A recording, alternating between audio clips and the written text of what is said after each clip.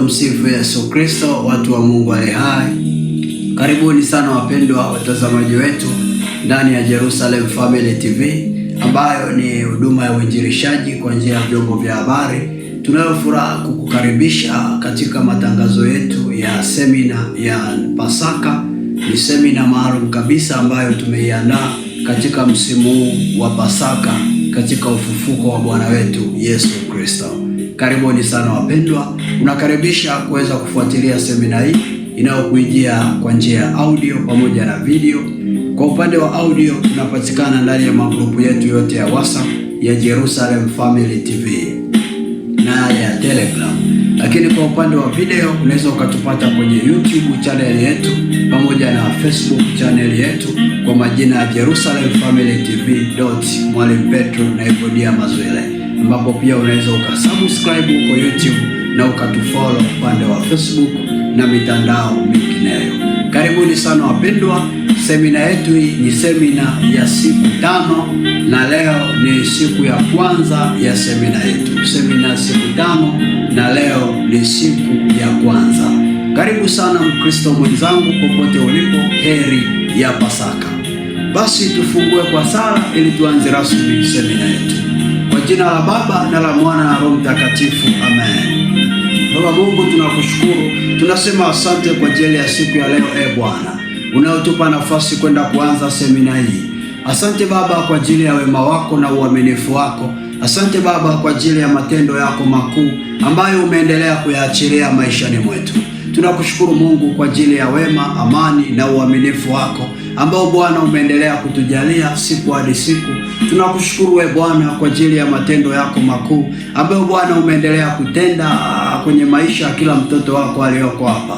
Ndio maana Bwana tuko hapa kukushukuru. Ndio maana tuko hapa Bwana kukutukuza, kukuinua na kukuimbia sifa, heshima na utukufu. Tazama Bwana, ni siku nyingine tena ambayo watoto wako tumekutana hapa kwa ajili ya kwenda kuanza rasmi mafundisho yetu haya Bwana ya siku 5 ya semina ya Pasaka. Tunaamini Bwana mpaka tuko hapa si kwa uwezo wa mwanadamu yoyote aliyoko hapa Bwana, bali ni kwa ajili ya nguvu, upako na upendo ulio nao kwetu. Ndio maana tumekutana hapa tukiwa wazima. Ndio maana tumekutana hapa tukiwa hai. Baba, tunakurudishia sifa, heshima na utukufu wako. Roho Mtakatifu, tunakukaribisha. Tunaomba hata uje na nguvu zako, uje na mapenzi yako makuu. Tunakabidhi hizi siku 5 mikononi mwako Roho Mtakatifu. Tunaamini katika siku hizi 5 Bwana, kuna kitu ambacho Roho Mtakatifu umekusudia kusema na kila mtoto wako aliyoko hapa. Kuna kitu ambacho umekusudia kujenga kwenye maisha yetu. Tunaamini Bwana, siku hizi 5 sio siku tu kama siku, bali ni siku zenye matokeo, ni siku zilizojaa mafuta na upako wa nguvu za Roho Mtakatifu kwa ajili ya kutusaidia, kwa ajili ya kutuvusha, kwa ajili ya kutupigania, kwa ajili ya kutusimamisha. Na ndio maana tunanyenyekea kwako Roho Mtakatifu. Tunaendelea kualika nguvu zako, tunaendelea kualika upendo wako na upako wako. Tunaomba Bwana utuwezeshe yale yote ambayo umekusudia tuweze kuchota ndani ya siku hizi 5, Baba, tuweze kuyapokea. Yesu, ikiwa leo ni siku ya kwanza, njoo useme nasi kile ambacho umekusudia kusema nasi siku hii ya kwanza, ili watoto wako tuweze kuvushwa katika jina la Yesu, na kila mwenye pumzi aseme amen. Tumsifu Yesu Kristo, wana wa Mungu aliye hai. Basi karibuni sana wapendwa, ikiwa leo ni siku yetu ya kwanza ya semina katika siku 5 tulizopewa na Roho Mtakatifu. Kabla sijaanza kufundisha hii semina, naendelea kukukaribisha. Tumeandaa kongamano la maombi na shukrani ambalo linaambatana na matendo ya huruma. Tunalifanya tarehe 6 mwezi wa 6 ndani ya jiji la Dar es Salaam. Tarehe 6 mwezi wa 6 ndani ya jiji la Dar es Salaam. Na tunakukaribisha wewe mwanachama wa Jerusalem Family TV, mara popote ulipo uweze kushiriki ili kongamano. Tumezoea kila mwaka tunakuwa na program za njia ya mtandao kama hivi, lakini ni program moja tu kwa mwaka huwa tunaifanya uso kwa uso, ambalo ndio hili kongamano la mwezi wa 6. Na ndio maana tunakukaribisha uweze kuja. Kwa yule ambaye unatokea nje ya Dar es Salaam, gharama za kushiriki ili kongamano ni shilingi 60,000 zinazohusisha chakula na malazi kwa siku 2.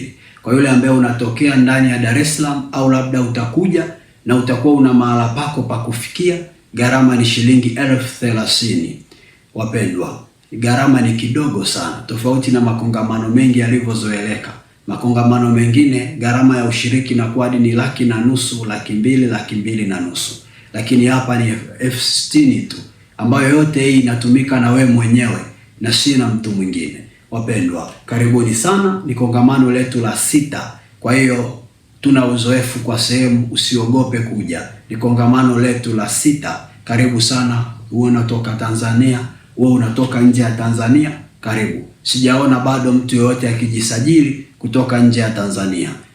Karibuni sana, mjisajili. Wale ambao mmeshajisajili pia, karibuni muanze kulipa ada kidogo kidogo ya usajili, maana mwezi wa 6 sio mbali. Lakini pia tunakukaribisha uweze kuweka ahadi ya matendo ya huruma ambayo tunakusanya msimu wote huu wa Pasaka, ili twende tukakabidhi watoto yatima siku hiyo ya kongamano, tukatumia hayo matendo ya huruma pamoja na watoto yatima. Wapendwa, unaweza ukaweka ahadi ya kiasi chochote kile cha fedha ulicho nacho. Lengo letu, bajeti nzima ya kongamano ni milioni 2.5. Wewe ukitoa 10,000, yule akatoa 20,000, yule akatoa 100,000, kila mmoja kadiri ya uwezo wake, tunaipata milioni 2.5. Wala sio hela nyingi, ni sisi tu kuguswa na kuwa na utayari. Wale ambao mmeshaweka ahadi, hongereni sana. Wale ambao bado hatujaweka ahadi, siku zinaendelea kuisha, usiogope, weka ahadi yako kupitia namba yetu ya 0719086017, 0719086017. Weka ahadi yako hapo ya kiasi ambacho unachangia na Mungu atakubariki.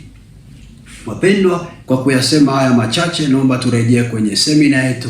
Leo ni siku ya kwanza. Katika semina hii tunamshukuru Mungu, tumepewa somo zuri sana tutakalojifunza kwa siku zote hizi 5. Na somo letu linaitwa fikiri na kutenda kama kiumbe hai kwa sababu Kristo yu hai. Fikiri na kutenda kama kiumbe hai kwa sababu Kristo yu hai. Fikiri na kutenda kama kiumbe hai kwa sababu Kristo yu hai. Nimekuwekea pia kwa njia ya maandishi katika lile bango letu la utangulizi, na kwa wale wanaotazama kwa njia ya video, unaona hapo tumekuandikia kwa njia ya maandishi, fikiri na kutenda kama kiumbe hai kwa sababu Kristo yu hai. Wapendwa, katika somo hili tutakuwa na malengo makubwa yafuatayo. Katika somo hili tutakuwa na malengo makubwa yafuatayo. Malengo yetu ni kuimarisha imani zetu kwenye eneo la ufufuko wa Yesu Kristo, ili tuweze kuona matokeo kimatendo ya kufaidika na tendo la ufufuo maishani mwetu. Malengo yetu ni kuimarisha imani zetu kwenye eneo la ufufuko wa Yesu, ili tuweze kuona matokeo kimatendo ya kufaidika na tendo hili la ufufuo maishani mwetu. Malengo yetu ni kuimarisha imani zetu kwenye eneo la ufufuko wa Yesu, ili tuweze kuona matokeo kimatendo ya kufaidika na tendo hili la ufufuo wa Bwana wetu Yesu Kristo. Unajua, Yesu alifufuka na kuna faida zilizomo ndani ya Yesu kufufuka.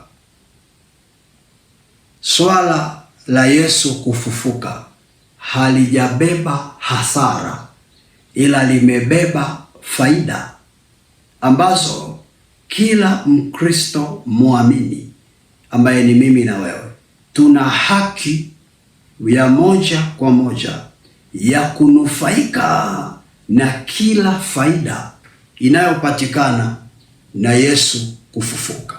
Na ndio maana malengo tuliopewa kwenye hii semina ni kuweza kuimarisha imani zetu kwenye hilo eneo la Yesu kufufuka, na ili tuweze kupata sasa zile faida zinazotokana na ufufuo na tuweze kunufaika nazo kwenye maisha yetu. Nilipokuwa naombea hii semina, moja ya vitu ambavyo Roho Mtakatifu alinisemesha ni hivi, kwamba watu wengi sana hawanufaiki na kufufuka kwa Yesu. Wanaonufaika na kufufuka kwa Yesu ni wachache mno. Watu wengi sana hawanufaiki na kufufuka kwa Yesu, ni wachache sana wanaonufaika. Na Roho Mungu akaniambia anatamani na anataka kanisa liongezeke kwenye eneo la kunufaika, na ndio maana akanipa hii semina, akanipa hili somo, ananipa nafasi ya kufundisha, ili wewe unayesikiliza kupitia semina hii ikabadilishe maisha yako, ukaanze kuona faida za Yesu kufufuka kwenye maisha yako. Na kwa sababu ni ujumbe wa Roho Mtakatifu wa moja kwa moja kwa ajili yetu, ninaamini hauko hapa kusikiliza kwa bahati mbaya, ila upo hapa kusikiliza na kutazama kwa faida maalum. Hivyo jiandae mara baada ya siku hizi 5 kuona faida kwenye maisha yako, kuona faida kwenye maisha yako, kuona matokeo mazuri kwenye maisha yako. Oh, pokea hiyo neema. Oh, haleluya. Wana wa Mungu aliye hai, tumsifu Yesu Kristo, tumsifu Yesu Kristo. Kanisa la Mungu aliye hai, kandarabusha. Tuanze na Bible study kwenye kile kitabu cha Injili ya Mathayo, ile sura ya 28 ule mstari wa 1 hadi wa 6. Injili ya Mathayo sura ya 28 mstari wa 1 hadi wa 6. Mathayo sura ya 28 ule mstari wa 1 hadi wa 6. Inasema namna hii: hata Sabato ilipokwisha kupambazuka siku ya kwanza ya juma, Mariam Magdalena na Mariam yule wa pili walikwenda kulitazama kaburi. Na tazama, palikuwa na tetemeko kubwa la nchi, kwa sababu malaika wa Bwana alishuka kutoka mbinguni, akaja akalivingirisha lile jiwe akalikalia. Na sura yake ilikuwa kama umeme, na mavazi yake meupe kama theluji. Na kwa kumwogopa wale walinzi wakatetemeka, wakawa kama wafu. Malaika akajibu akawaambia wale wanawake, msiogope ninyi, kwa maana najua ya kuwa mnamtafuta Yesu aliyesulubiwa. Hayupo hapa, kwani amefufuka kama alivyosema. Njoni mpatazame mahali alipolazwa. Unaona hili neno linavyosema. Tarudia tena kusoma mstari wa 6 peke yake. Inasema namna hii: hayupo hapa, kwani amefufuka kama alivyosema. Njoni mpatazame mahali alipolazwa. Hayupo hapa, kwani amefufuka kama alivyosema. Njoni mpatazame mahali alipolazwa. Kuna wimbo mmoja huwa naupenda sana: kaburini hayupo, amefufuka. Kaburini hayupo, amefufuka. Situimbe yote ni raha, Mwokozi Yesu leo kafufuka. Ni wimbo wa namna hiyo, kwamba kaburini leo hayupo, amefufuka, amefufuka. Wakristo wengi swala la kufufuka kwa Yesu, kama tulivyosoma hichi kitabu, sio ngeni, sio ngeni. Wote tunafahamu na wote tunakubali, Wakristo, kwamba Yesu amefufuka, amefufuka. Na ndio maana kila mwaka tumekuwa na utaratibu na desturi ya kusherekea Pasaka. Kila mwaka tunaanza na mafungo ya siku 40 ya Kwaresima. Tukikamilisha zile siku 40, tunakuja ile Ijumaa Kuu, Jumamosi Kuu, tunasherekea Pasaka. Kila mwaka tunafanya hivyo kwa sababu tunaamini kwamba Yesu alifufuka. Yesu alifufuka.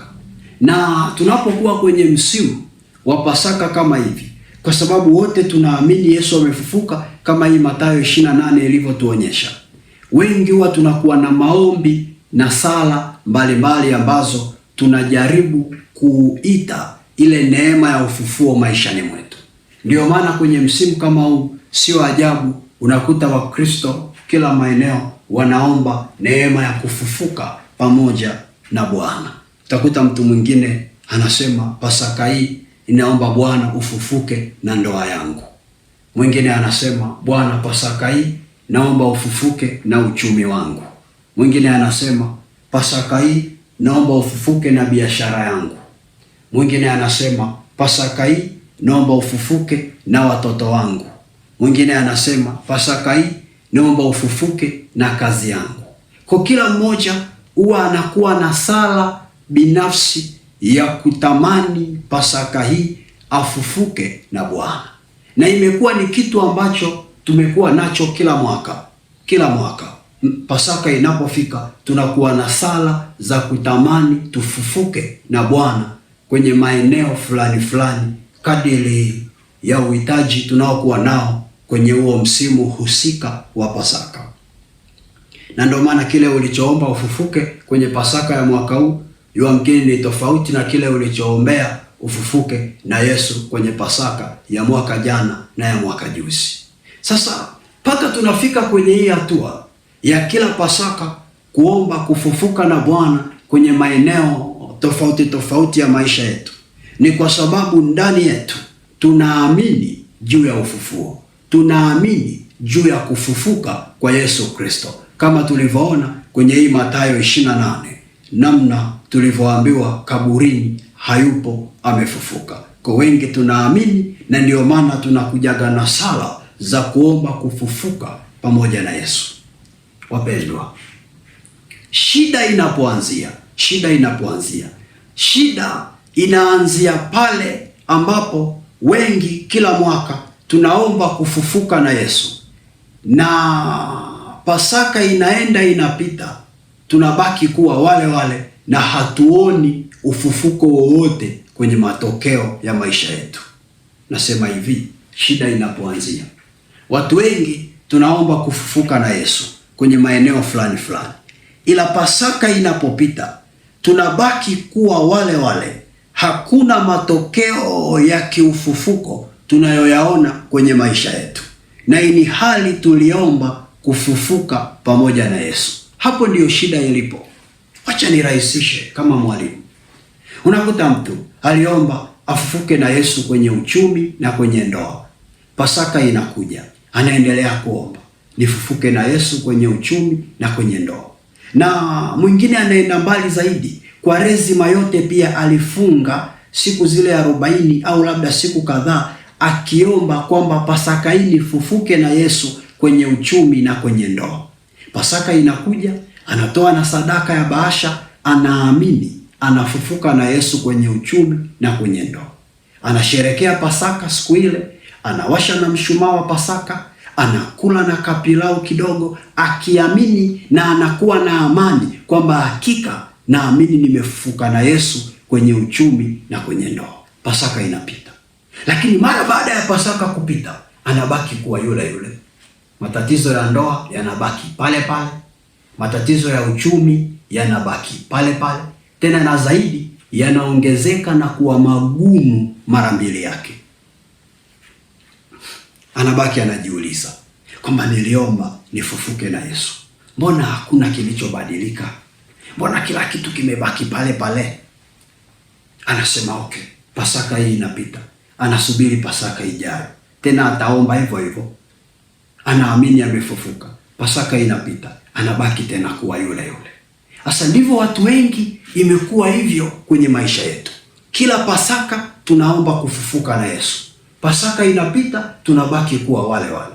Na ndio maana kuna watu, si ajabu mko hapa mnanitazama na wengine mnanisikiliza, hizi ni Pasaka zenu za 30 mnashiriki. Wengine ni Pasaka ya 15.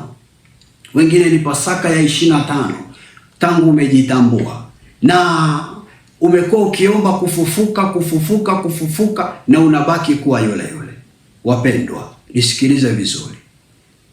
wengi tunasali Pasaka kama desturi na si kama tukio la kuzalisha matokeo kwenye maisha yetu, na ndio maana tunabaki kuwa wale wale. Angalia kile kitabu cha Luka sura ya 2, kuna kitu utapata pale. Luka sura ya 2 ule mstari wa 41 hadi 42. Injili ya Luka sura ya 2 mstari wa 41 hadi 42. Injili ya Luka sura ya 2 mstari wa 41 hadi 42 inasema namna hii: basi wazee wake huenda Yerusalemu kila mwaka wakati wa sikukuu ya Pasaka, na alipopata umri wake miaka 12 walipanda kama ilivyokuwa desturi ya sikukuu. Natamani usikie zaidi hapa mwishoni anaposema walipanda kama ilivyokuwa desturi ya sikukuu. Ina maana ilikuwa ni desturi yao, kila mwaka wanasherehekea Pasaka. Inapita mwaka huo, wanasubiri tena mwaka ujao, wanasherehekea Pasaka. Unapita mwaka huo, wanasubiri tena mwaka ujao. Ilikuwa ni desturi kusherehekea mwaka kila mwaka. Sasa ndivyo Wakristo wengi wa sasa tunasherehekea Pasaka kama desturi, haituachii matokeo. Nisikilize, Pasaka si tu sikukuu ya kula ubwabwa. Pasaka si tu sikukuu ya kuvaa nguo mpya na kununulia watoto nguo mpya.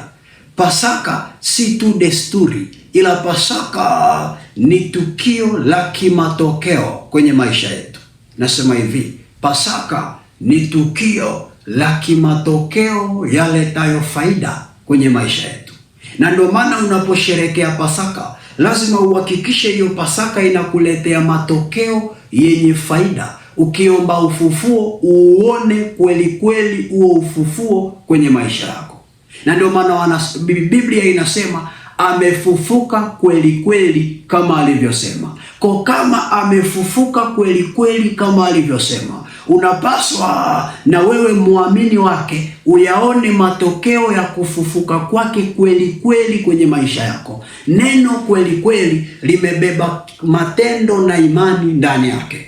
Tunaposema imani na matendo, faith goes with actions. Faith goes with action. So tunaposema faith goes with action, yani imani inaenda na matendo, tunamaanisha kwamba nikisema Yesu fufuka na afya yangu Pasaka hii, basi Pasaka inapofika kweli nione afya yangu ina matokeo mazuri.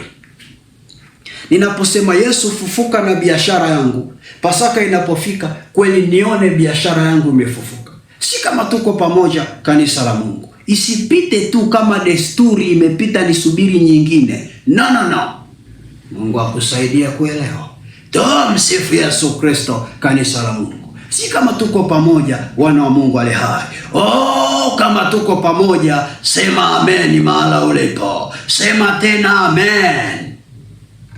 Wapendwa, acha muda huu niwaonyeshe sababu inayofanyaga watu wengi washindwe kuona matokeo ya ufufuo wa Yesu maishani mwao. Sababu ambayo huwa inafanya watu wengi washindwe kuona faida za Pasaka au matokeo ya ufufuo wa Yesu maishani mwao. Tatizo kubwa huwa lipo kwenye fikra. Tatizo kubwa lipo kwenye fikra. Tatizo kubwa lipo kwenye fikra. Fikra za watu wengi huwa zinabaki kuendelea kujiona wapo mautini, ili hali tayari Yesu ameshafufuka. Wanafaa kujiona wapo uzimani. Kwa Pasaka inapofika, si tu tendo la kuweka nia za Yesu afufuke na wewe, ila pia ni tendo la kuhakikisha fikra zako zinaanza kujiona kwamba upo hai. Wengi tunaweka nia, tunaamini tutafufuka na Yesu, ila kwenye fikra tunabaki kujiona tupo mautini. Kwa unaomba ufufuke, ila fikra inaendelea kubaki upo mautini. Ndio wengi shida iko hapo kwenye fikra.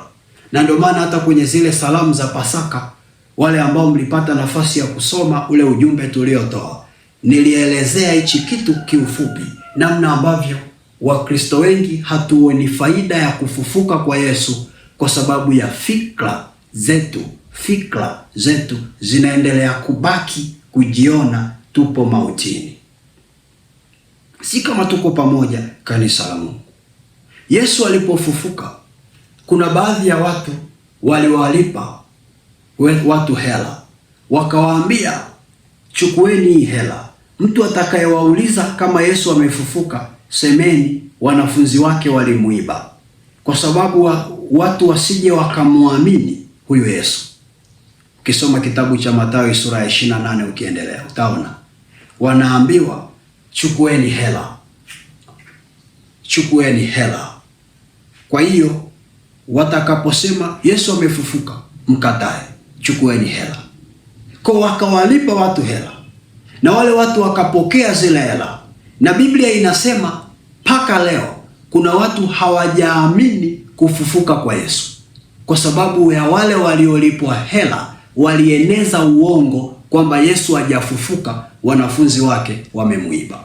Kwa ajili hiyo wakashindwa kunufaika na matokeo ya ufufuko wa Yesu. Nisikilize polepole, Mkristo ulioko hapa. Swala la kunufaika na ufufuo ni lazima imani iamini na fikra zikubali juu ya kile ulichoamini. Wale watu imani zao zilipoamini, wakapewa pesa, na ile pesa ikapumbaza fikra zao, na ndio maana hawakuona matokeo. Tutaenda tu polepole, utanielewa. Angalia pamoja nami kile kitabu kingine cha Injili ya Luka, ile sura ya 24 ule mstari wa 13 hadi wa 31. Injili ya Luka sura ya 24 mstari wa 13 hadi wa 31. Injili ya Luka sura ya 24 sura ya 24 mstari wa 13 hadi wa 31. Nitakusomea uone pale. Anasema, na tazama, siku ile ile watu wawili miongoni mwao walikuwa wakienda kijiji kimoja jina lake Emau, kilichokuwa mbali na Yerusalemu kama mwendo wa saa 2. Nao walikuwa wakizungumza wao kwa wao habari za mambo hayo yaliyotukia. Ikawa katika kuzungumza na kuulizana kwao, Yesu mwenyewe alikaribia akaandamana nao. Macho yao yakafumbwa wasimtambue. Ina maana fikra zikafumbwa. Akawaambia, ni maneno gani haya mnayosemezana hivi mnapotembea? Wakasimama wakakunja nyuso zao, wakajibu mmoja wao jina lake Kleopa akamwambia, je, wewe peke yako mgeni katika Yerusalemu, hata ujui yaliyotukia humo siku hizi? Akawauliza, mambo gani? Wakamwambia, mambo ya Yesu wa Nazareti, aliyekuwa mtu nabii mwenye uwezo katika kutenda na kunena mbele za Mungu na watu wote, tena jinsi wakuu wa makuhani na wakubwa wetu walivyomtia katika hukumu ya kufa, wakamsulubisha. Nasi tulikuwa tukitumaini ya kuwa yeye ndiye atakayetukomboa Israeli. Zaidi ya hayo yote, leo ni siku ya 3 tangu yalipotendeka mambo hayo. Tena wanawake kadha wa kadha wa kwetu walishitusha waliokwenda kaburini asubuhi na mapema wasiuone mwili wake. Wakaja wakasema ya kwamba wametokewa na malaika waliosema kwamba yu hai. Na wengine waliokuwa pamoja nasi walikwenda kaburini wakaona vivyo hivyo kama wale wanawake walivyosema, ila hawakumwona. Wakawaambia, enyi msiofahamu wenye mioyo mizito. Akawaambia, enyi msiofahamu na wenye mioyo mizito ya kuamini yote walioyasema manabii. Je, haikupasa Kristo kupata mateso haya na kuingia katika utukufu wake? Akaanza kutoka Musa na manabii wote, akawaeleza katika maandiko yote mambo yaliyomhusu yeye mwenyewe. Wakakaribia kile kijiji walichokuwa wakienda, naye akafanya kama anataka kuendelea mbele. Wakamshawishi wakasema, kaa pamoja nasi, kwa kuwa kumekuchwa na mchana unakwisha. Akaingia ndani akakaa nao. Ikawa alipokuwa ameketi nao chakulani, alitoa mkate, akaubariki, akaumega, akawapa, yakafumbuliwa macho yao, wakamtambua, kisha akatoweka mbele yao. Oh, haleluya! Wana wa Mungu aliye hai, msifu Yesu Kristo. Kanisa la Mungu, nisikilize pole pole.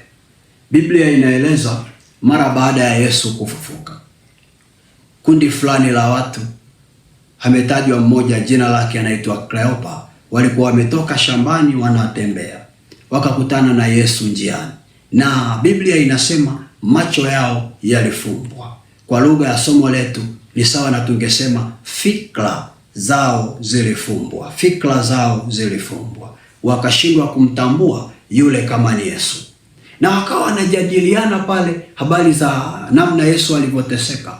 Na Yesu kwa sababu wakawa hawajamfahamu, akawauliza juu ya hayo mambo, wakamshangaa, wakamwambia, kwani wewe ni mgeni? Haujui kilichomkuta yule nabii Yesu wa Nazareti? Alikuja hapa, alikuwa anafanya kazi nzuri, lakini tulijua kwamba yeye ndiye ambaye anaweza akatukomboa Wayahudi, ila Mafarisayo wamemfanyia kitu kibaya, wamemuua, wamemtesa. Lakini pia tumesikia wanawake walioenda kaburini kwake wanasema eti hayupo, malaika aliwaambia yuko hai. Pale pale Yesu akaanza kuwakemea, akawaambia, ninyi wenye mioyo migumu. Akawakemea pale, akawafundisha habari ya ufufuo, kisha akajifanya kama anaendelea mbele. Wakamkaribisha kwenye chakula nyumbani kwao. Yesu alipokaa nao kwenye chakula, alichukua mkate akaumega. Alivyoumega mkate pamoja nao, ndipo akili zao zikafumbuka, fikra zao zikafumbuka, wakamtambua yule ni Yesu. Na kwa sababu wakamtambua ni Yesu, wakapata nafasi ya kushiriki ule mkate wake, na wakafaidika na uzima wa milele ulioko ndani ya Ekaristi. Nisikilize, baada ya wao kushiriki Ekaristi, fikra zao zilipofumbuliwa, walipomtambua yule ni Yesu, Yesu alitoweka. Na alipotoweka, walibaki na uwepo wake ndani yao. Alitoweka kimuonekano, ila kiimani alibaki kwenye mioyo yao, kwa sababu tayari alikuwa ameshawashirikisha chakula cha meza ya Bwana, chakula cha Ekaristi takatifu. Kwa hiyo kile chakula kiliwaachia faida ya uzima kwenye maisha yao. Nisikilize pole pole. Kama fikra zao zisingefumbuliwa macho, wangeona kile chakula ni chakula cha kawaida na wasingenufaika nacho. Wangeona tu wamekula mkate kawaida kama mkate. Ila kwa sababu fikra zao zilifumbuliwa macho, waliona hawajala mkate wa kawaida, waliona wamekula mwili na damu ya Yesu katika maumbo ya mkate na divai. Kwa unaweza ukanufaika na ufufuko wa Yesu pale tu fikra zako zinapofunguka kuamini kwamba Yesu amefufuka. Hapo ndio mwanzo wa wewe kuamini juu ya ufufuko wako, ufufuko wa Yesu. Tujaribu kufikiria wote. Kwa mfano Kleopa na wale wenzake wangekuwa ni kama sisi leo. Wangekuwa wameandika nia za maombi kwamba Yesu ukifufuka, fufuka na biashara yangu. Mwingine naye aandike fufuka na watoto wangu. Uwe na uhakika, kwa sababu fikra zao zilifunguka wakaamini, wangeona kweli biashara zao zikifufuka, wangeona kweli watoto wao wakifufuka. Si kama tuko pamoja, kanisa la Mungu? Fikra kushindwa kuamini ni kushindwa kuona matokeo. Fikra ni nini? Fikra ni mkusanyiko wa mawazo na mtazamo wa namna mtu anavyojiona na anavyojichukulia ndani ya akili na moyo wake yeye mwenyewe. Fikra ni mkusanyiko wa mawazo na mtazamo wa namna mtu anavyojiona na kujichukulia ndani ya akili na moyo wake yeye mwenyewe. Kwa tunaposema neno fikra, tunakuwa tunamaanisha mkusanyiko wa mawazo na mtazamo wa namna mtu unavyojiona na unavyojichukulia ndani ya akili na moyo wako wewe mwenyewe. Kwa ukisikia tunasema fikra, tunaongelea mawazo ulio nayo, tunaongelea mtazamo ulio nao, tunaongelea vile unavyojiona, vile unavyojichukulia wewe mwenyewe ndani ya akili yako na ndani ya moyo wako. Kitabu kile cha Mithali sura ya 23 ule mstari wa 7 kinatusaidia kutupa maana nzuri zaidi. Methali sura ya 23 ule mstari wa 7. Methali sura ya 23 ule mstari wa 7. Methali 23 ule mstari wa 7 inasema namna hii: maana aonavyo mtu, aonavyo nafsini mwake, ndivyo alivyo. Maana aonavyo nafsini mwake, ndivyo alivyo. Akuambia haya, kula na kunywa, lakini moyo wake hauwi pamoja nawe. Kwa hiyo anasema aonavyo nafsini mwake ndivyo alivyo. Kwa vile ambavyo anajiona kwenye nafsi ni sawa na kusema anavyojifikiria, kwa sababu huwezi kujiona bila kujifikiria. Lazima ujifikirie kwanza, afu ndipo ikupe kujiona. Huwezi kujiona kama haujajifikiria. Lazima ujifikirie, afu kisha jifikiria ndipo inakupa kujiona. Kwa mfano, labda nasema najiona siku hizi mimi mjanja, ni kwa sababu nimeanza kujifikiria kwenye akili yangu kwamba siku hizi mimi mjanja, nafikiria matendo mbalimbali ya ujanja niliyoyafanya, ndipo nasema najiona siku hizi mimi mjanja. Kwa anaposema ajionavyo ni sawa na kusema ajifikiriavyo. Si kama tu tunaposema ajionavyo ni sawa na kusema ajifikiriavyo. Sasa anasema hakuambia ya kula na kunywa, lakini moyo wake haui pamoja nawe. Kwamba anakuambia kula na kunywa, ila moyo wake haui pamoja nawe. Kwamba kile anachokuambia sicho anachokufikiria kwenye moyo wake. Kile anachokuambia sicho anachokufikiria kwenye moyo wake. Kwani hujawahi kuona mtu anaongea na wewe, au wewe mwenyewe wakati mwingine unaongea na mtu lakini haumuamini, ila unaongea naye vile unavyoongea naye sivyo unavyomfikiria? Iko namna hiyo. Mtazamo chanya wa maisha upo ndani ya fikra. Mtazamo chanya wa maisha upo ndani ya fikra. Mtazamo hasi wa maisha upo ndani ya fikra. Mtazamo hasi wa maisha upo ndani ya fikra. Kwa hiyo positive attitude ipo ndani ya fikra na negative attitude ipo ndani ya fikra. Yaani mtazamo chanya na mtazamo hasi, yote hii miwili inapatikana ndani ya fikra za mtu.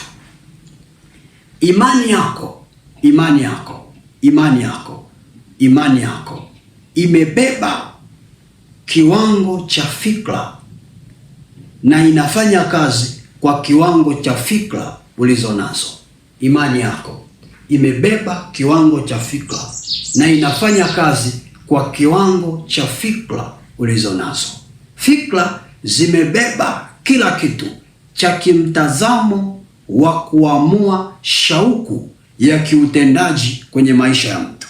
Shauku ya kiutendaji inategemeana na fikra za mtu mwenyewe, na ndio maana mtu anaweza akawa ana uwezo mkubwa ila anafanya mambo madogo kinyume na uwezo mkubwa alionao, kwa sababu fikra zake hajaziupdate, hajaziweka kwenye utendaji. Anajifikiria katika udogo ila ukiuhalisia ana uwezo mkubwa. Kuna baadhi ya watafiti huwa wanasema nchi ya Tanzania ina rasilimali nyingi, ni nchi ambayo haifai kuwa maskini. Wanasemaga hivyo. Ukiwauliza kwa nini, utaona wanakwambia kwa sababu ina rasilimali nyingi. Ina maana wao wamekaa kuitazama Tanzania, wameitazama katika fikra kubwa, ila sisi wa Tanzania tunajichukulia ni nchi maskini, tunajichukulia ni taifa dogo, na Watanzania wengi wanajichukulia hivyo kwa sababu ya fikra zetu. Tumejiona wadogo, si kama tuko pamoja. Na ndio maana unaweza ukamkuta mtu ni Mkristo ila anateswa na nguvu za giza, anateswa na shetani, anateswa na mapepo, na ndani yake amembeba Yesu, na Yesu ni mkubwa kuliko magonjwa yanayomtesa huyo mtu. Yesu ni mkubwa kuliko changamoto zinazomsumbua huyo mtu. Ila huyo mtu licha ya kumbeba Yesu na ukubwa wake, ila bado kuna mambo madogo madogo ya kishetani yanamtesa, kwa sababu fikra zake hazijaamua kumwona Yesu ni mkubwa. Si kama tuko pamoja, watu wa Mungu aliye hai?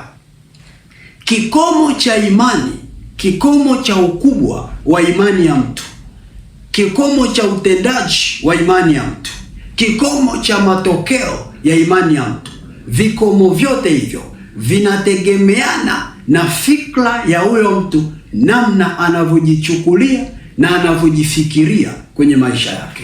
Nakwambia hivi, kikomo cha ukubwa wa imani ya mtu, kikomo cha utendaji wa imani ya mtu, vyote hivi vinategemeana namna mtu anavyojichukulia na anavyojifikiria kwenye maisha yake. Imani yako haiwezi kutenda zaidi ya pale unapojifikiria.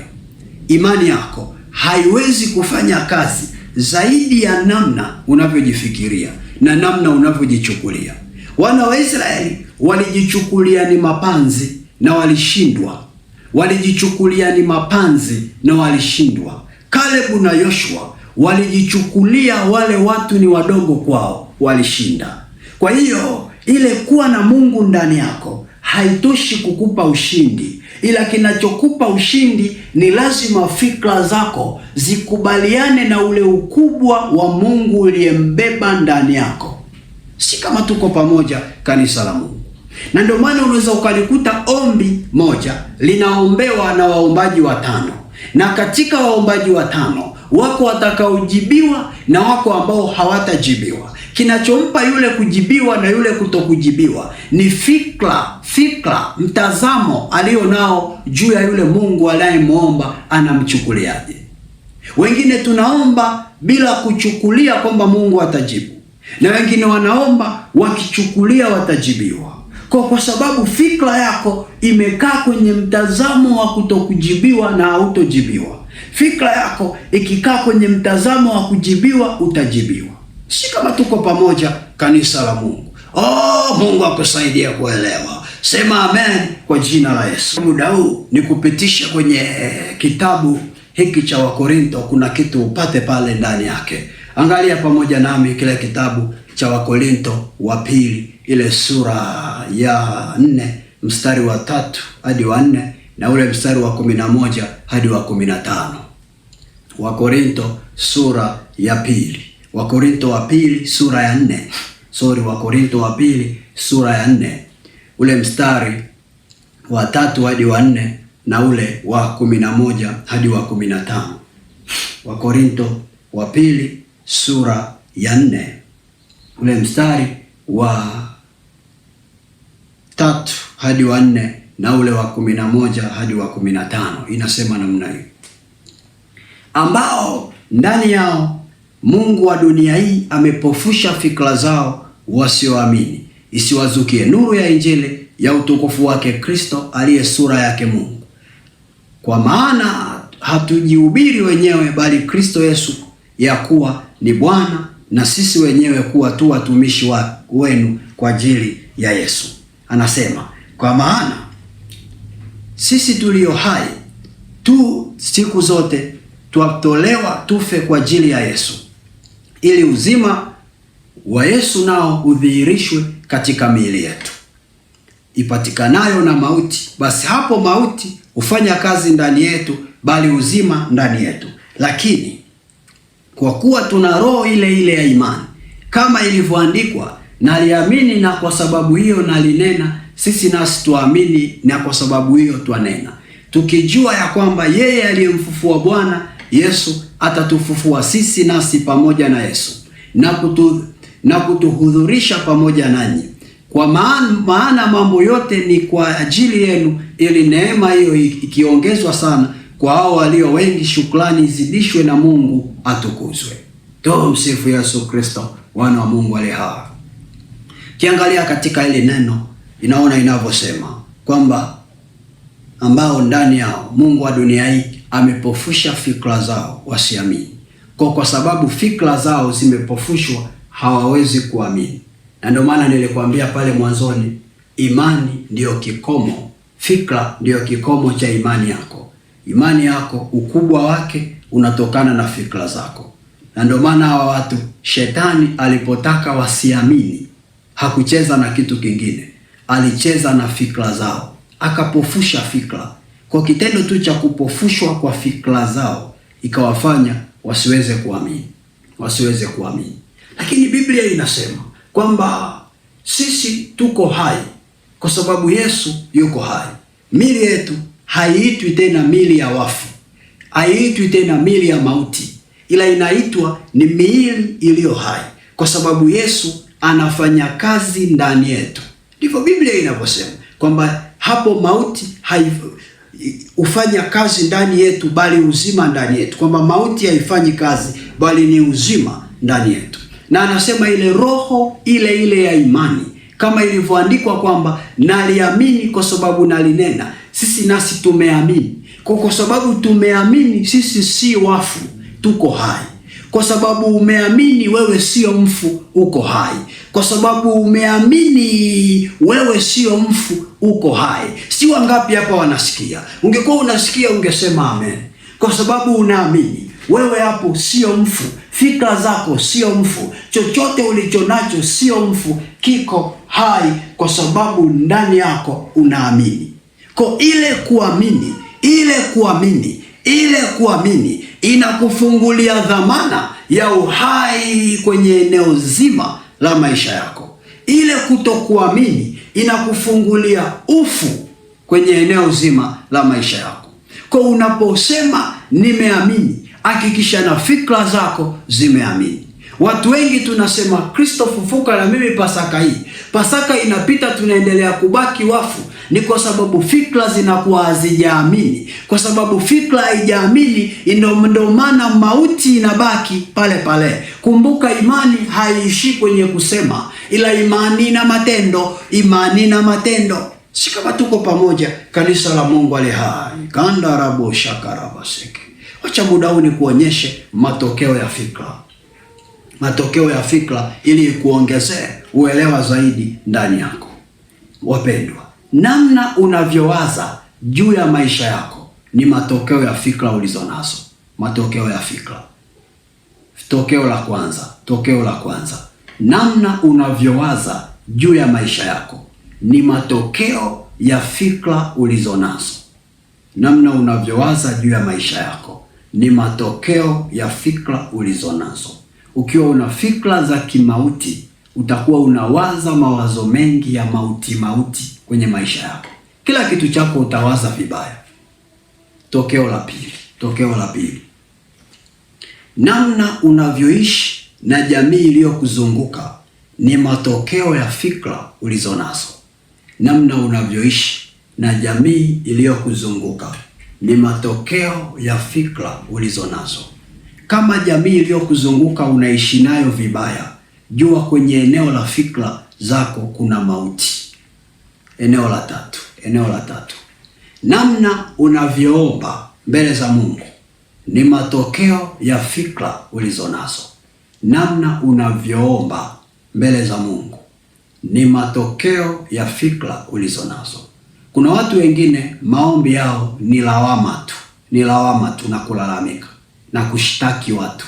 Ni kushtaki, Baba ona yule amenifanya hivi, Baba kila siku mimi. Na wengine maombi yao ni kujieleza, wengine maombi yao ni shukrani. So kwa kila mtu aina yake ya kuomba ni kutokana na fikra alizonazo.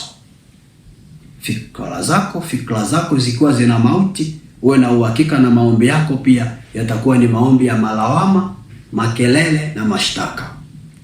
Eneo la 4. Namna unavyoongea na watu na kuwajibu ni matokeo ya fikra ulizonazo. Namna unavyoongea na watu, namna unavyowajibu watu, namna unavyowasiliana na watu ni matokeo ya fikra ulizonazo. Kuna watu wengine ni watu wa kuongea vibaya, ni watu wa kujibu vibaya, ni watu wa kuhusiana na watu vibaya, kwa sababu ya fikra alizonazo ni za mauti. Eneo la tano, namna unavyotamani kukua kiroho ni matokeo ya fikra ulizonazo. Kuna watu wengine hawatamaniki kukua, anajiona yuko sawa tu, au mwingine anachukulia yeye hafai kukua kiroho, anajiona mimi bado, mimi sifai, mimi bado. Yaani yeye kila siku yeye bado. Wanamwambia leo utaongoza kipindi, anasema mimi bado. Fulani leo utatoa somo, mimi bado. Leo utaimbisha, mimi bado. Leo utafanya hivi, mimi bado. Yaani kila kitu yeye ni mimi bado. Fikra zake zina mauti. Eneo la sita. Namna unavyoshughulikia migogoro na changamoto ulizo nazo ni matokeo ya fikra zako. Namna unavyoshughulikia migogoro na changamoto ulizo nazo ni matokeo ya fikra. Kuna watu wengine kwenye eneo la kushughulikia migogoro yao au changamoto zao au changamoto na migogoro iliyowazunguka, badala ya kuimaliza huwa wanaifanya izidi kuwa mikubwa, makomplikator. Au wengine hajui namna ya kutatua jambo, anazidi tu kuliharibu na yeye anafikiri ndio anatatua, kwa sababu fikra zake zina mauti. Eneo la saba. Namna unavyomiliki uchumi wako na kuuendesha ni matokeo ya fikra ulizo nazo. Namna unavyomiliki uchumi wako na kuuendesha ni matokeo ya fikra ulizo nazo. Kuna watu wengine wanavyomiliki uchumi na wanavyoendesha uchumi kinyume kabisa na mpango wa Mungu. Wewe jaribu tu kujitazama, uchumi wako unauendeshaje? Ni sahihi? Una amani nao? Au uchumi wako unavyouendesha ni wewe mwenyewe tu unajiona kwamba mbona kama nimepotea, mbona navyopata sio navyowekeza, mbona navyotamani sio vinavyokuwa? Fikra. Wapendwa, ndio maana Mungu amekuletea ile fundisho tukiwa tunaweka msingi. Leo ni siku ya kwanza. Huwezi kuona matokeo ya Pasaka, huwezi kuona ufufuko kimatendo kama fikra zako bado zimebeba mauti. Lazima fikra zako ziondoke kwenye mauti. Fikra zako zinapoondoka kwenye mauti, ndio mwanzo wa wewe kuona matokeo kwenye maisha yako. Ila fikra zako zisipoondoka kwenye mauti, kamwe huwezi kuona matokeo. Hakikisha fikra zako zimeondoka kwenye mauti. Tutaenda kuomba Yesu afufue fikra zetu. Kama fikra zangu zikifufuka, matokeo utayaona. Basi kabla sijaomba biashara ifufuke, kabla sijaomba ndoa ifufuke, kabla sijaomba uchumi ufufuke, wacha kwanza nifufue fikra. Yesu akifufua fikra, hata imani yangu itamwamini yeye kama Bwana na Mwokozi wa maisha yangu. Kandarabushaka rapa koria sakata. Sijui mtu wa Mungu, mahala unaponisikiliza, ni kitu gani ambacho unatamani kuona Bwana Yesu anafufua kwenye maisha yako? Sijui ni kitu gani ambacho ndani yako unatamani kuona Bwana Yesu anafufua kwenye maisha yako.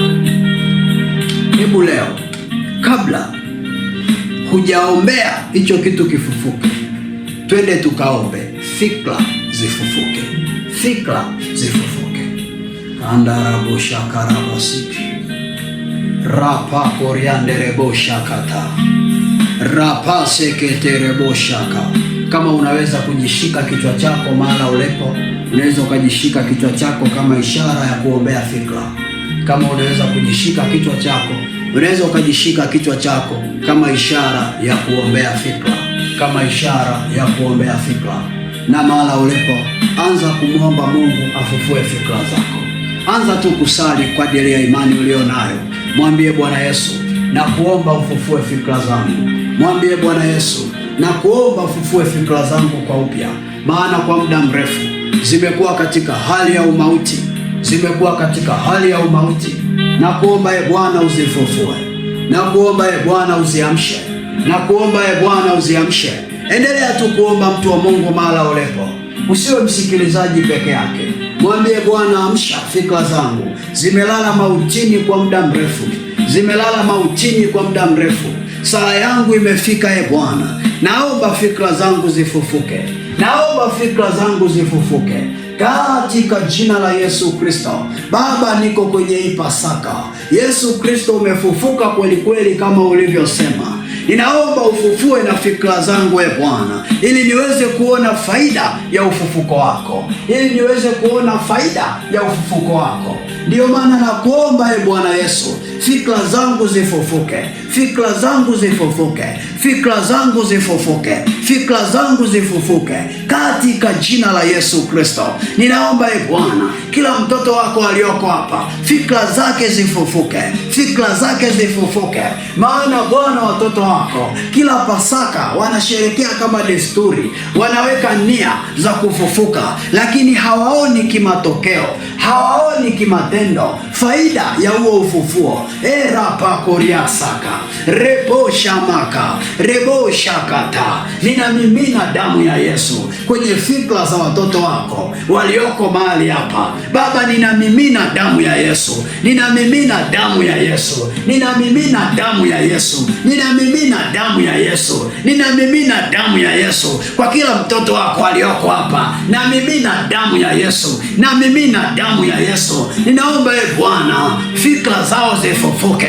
Rapakashaka rapandekese. Kuna mtu yuko hapa anasikia kama nyundo inagonga kwenye kichwa chake, anasikia kama nyundo. Kwa jina la Yesu, kwa jina la Yesu, kwa jina la Yesu, shetani uliyekaa kwenye hizo fikra, unayegonga kama nyundo, na kuamuru toka, achia, rapashaka, achia, rapashaka, achia, rapashaka, achia kwa jina la Yesu, kwa jina la Yesu. Kuna wengine mtasikia kama vichomi kwenye vichwa vyenu, wengine mtasikia kama moto unawaka kwenye vichwa vyenu. Usiogope, ndivyo fikra zinafufuka kwa jina la Yesu. Nawasha moto, nawasha moto, nawasha moto, nawasha moto, nawasha moto wa Roho Mtakatifu kwenye fikra zako kwa jina la Yesu, kwa jina la Yesu, kwa jina la Yesu. Hiyo mauti ya fikra iondoke kwenye akili yako, iondoke kwenye akili yako. Fikra ziamke, fikra ziamke,